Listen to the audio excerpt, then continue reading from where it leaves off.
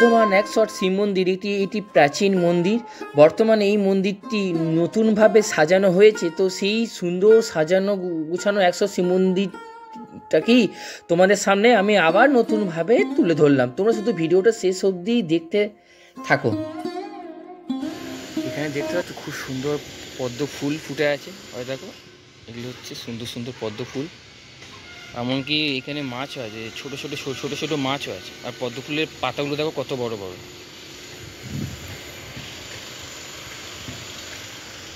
আর এটা একদম নতুনভাবে তৈরি হয়েছে, এরকম আগে ছিল না। সত্যিই অসাধারণ লাগছে। Hello guys, welcome back to my channel STB Suman চ্যানেলে তোমাদের সবাইকে জানাচ্ছি স্বাগত। আজকে আমি চলে এসেছি বর্ধমান ১০৮ শিব মন্দিরে। এই মন্দিরটা পুরোটা ঘুরে দেখাবো, কত সুন্দর এই মন্দির, এবং আরও অনেক ইনফরমেশান থাকবে এই ভিডিওতে। তোমরা শুধু ভিডিওটা প্রথম থেকে শেষ অবধি দেখতে থাকো।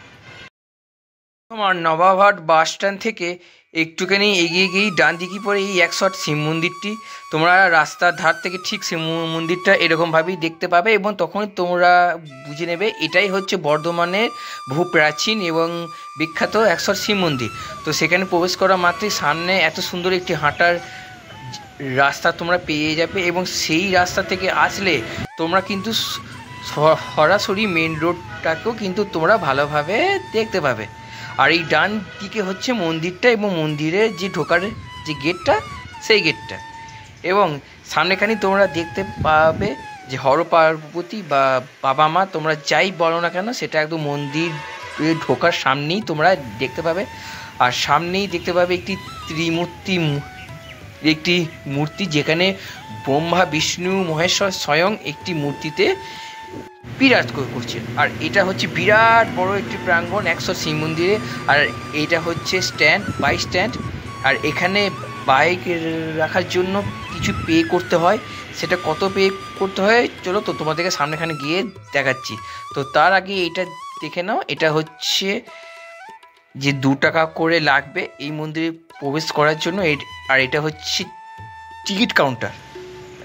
এখানে মোটর সাইকেলের জন্য ১০ টাকা, কার বা কোনো আদার্সের জন্য ২৫ টাকা, আর বা অন্য কিছুর জন্য ১২৫ টাকা।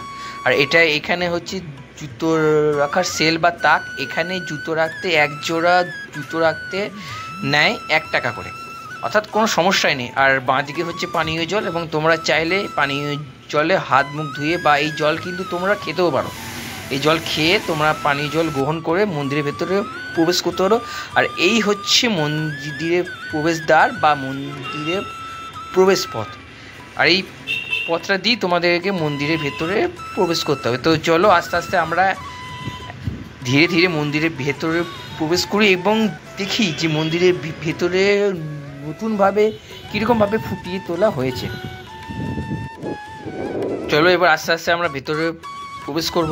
তোমরা যারা ভিডিওটি দেখছো অবশ্যই তোমরা ভিডিওটিকে একটা লাইক আর একটি কমেন্ট করে দিও। তোমাদের করা প্রতি কটা কমেন্ট আমাকে অনেকটা উৎসাহিত করে তোমাদের জন্য ভালো ভালো ভিডিও তৈরি করার জন্য। তো ১০৮ মন্দিরের ভেতর প্রবেশ করতে সামনেখানে দেখতে পেলাম যে ধূপদানি, এখানে সবাই ধূপও দিতে পারে। আর এই ১০৮ মন্দিরে প্রতিটি মন্দিরের ভেতরেই বাবা ভোলানাথ বা বাবা মহেশ্বরের অধিষ্ঠান। আর মন্দিরের চারপাশটা খুবই সুন্দর। আমি তোমাদেরকে মন্দিরের চারপাশটা ঘুরে দেখাবো, কিন্তু তার আগে একটা সুন্দর জিনিস দেখাবো, যেটা দেখলে তোমরাও মুগ্ধ হয়ে যাবে যে এত সুন্দরভাবে তৈরি করা হয়েছে বর্তমান ১০৮ শিব মন্দিরটা। আর আর এইটা হচ্ছে মানত নন্দী পার্ক, এবং এই নন্দী পার্কের ভেতরে তোমরা প্রবেশ করতে পারো। আমিও এইটাকে প্রবেশ করব। আর এই হচ্ছে একটি বট গাছ, এইখানে তোমরা পাচা বেঁধে যা মনস্কামনার জন্য পাচা বাঁধবে, সেই মনস্কামনা পুরোপুরিভাবেই পূর্ণ হবে। সেই জন্যই এই পার্কটার নাম মানত নন্দী পার্ক। এখানে কিছু বিবরণ দেওয়া আছে, তোমরা এটা ভালোভাবে একটু পড়ে নাও। আমি তোমাদেরকে একটু ভালোভাবে দেখিয়ে দিই।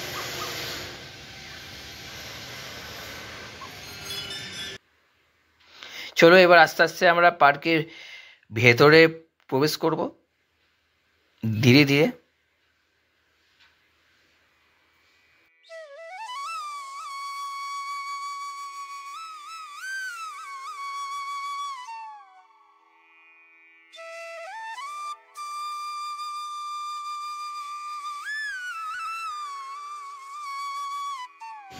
এখানে দেখতে পাচ্ছ খুব সুন্দর পদ্ম ফুল ফুটে আছে। আর দেখো এগুলো হচ্ছে সুন্দর সুন্দর পদ্ম ফুল।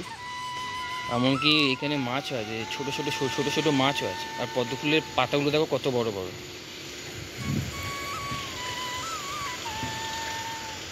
আর এটা একদম নতুনভাবে তৈরি হয়েছে, এরকম আর কি ছিল না। সত্যি অসাধারণ লাগছে। এখানে কত রকমের ঘন্টা আছে দেখো।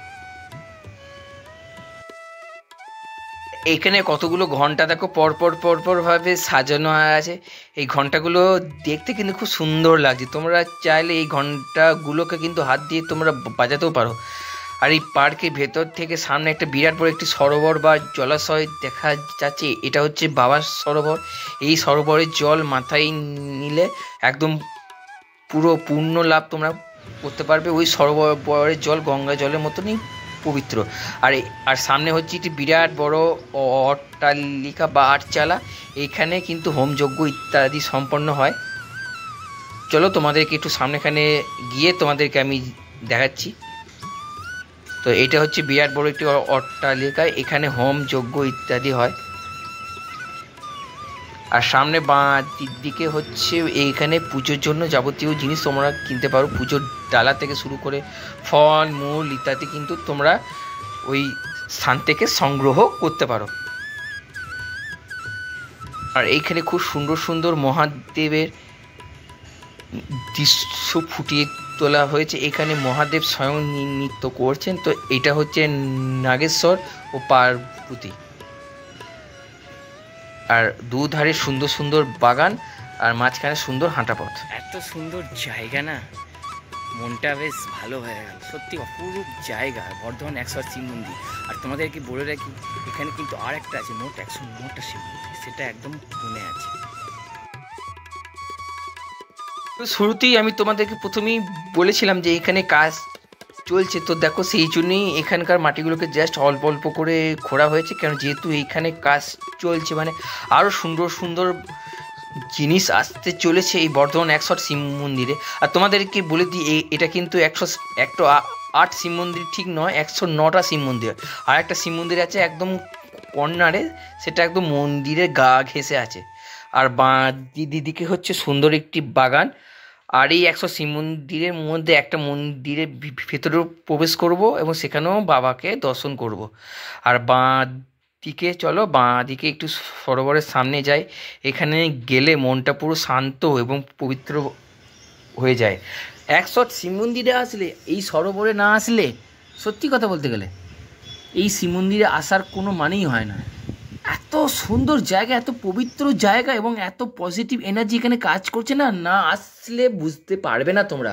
আর এত সুন্দর হাওয়া হাওয়া বইছে, ও দেহ মন সব শীতলও হয়ে গেল এবং মনটা পবিত্র হয়ে গেল।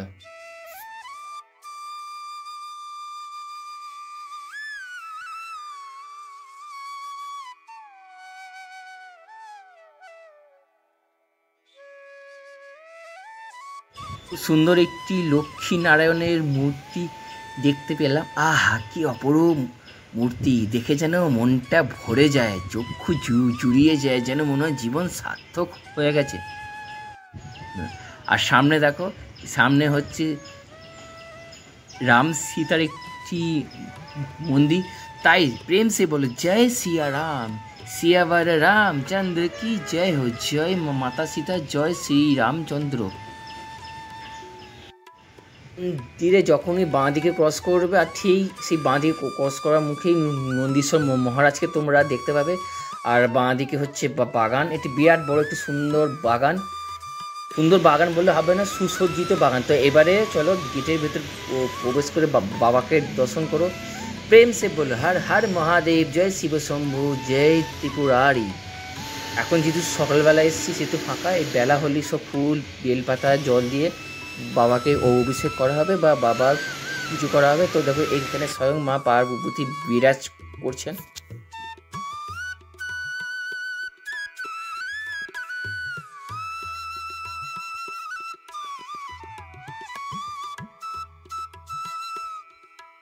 তোমরা কালনার 108 শিব মন্দিরের নাম নিশ্চয়ই শুনেছ। সেই শিব মন্দিরটা কোন যেমন সুন্দর, তেমনি এটাও খুব সুন্দর। তাই তোমাদের কাছে আমার একান্ত একটাই অনুরোধ, তোমরা যারা এখনও পর্যন্ত এই 100 শিব মন্দিরে আসোনি অবশ্যই আসো। আর এই শিব মন্দিরটা একদম বর্ধমান নবাবহাট বাস স্ট্যান্ডের সামনেখানি, তাই তোমরা বর্ধমান নবাবহাট বাস স্ট্যান্ডে আসলেই এই শিব মন্দিরটাকে তোমরা দর্শন করতে পারবে। আর তোমরা হয়তো অনেকে ভাবছো এখানে কীভাবে আসবো, বর্ধমান নবাবহাট বাস স্ট্যান্ডে আসবে, একদম নবাবহাট বাস স্ট্যান্ডের অপোজিটই হচ্ছে এই 108 শিব মন্দির। এই 100 শিব মন্দিরে আসো, পুজো দাও, ঘোরো, দারুণ সুন্দর একটি জায়গা, আমার তো বেশ দারুণ লাগছে। চলো তোমাদেরকে আরও 4-5টা আর একটু ঘুরে দেখাই। এক তো কথা হলো, এবারে 4-5টা একটু ভালোভাবে ঘুরে দেখাচ্ছি, তোমরা দেখে নাও।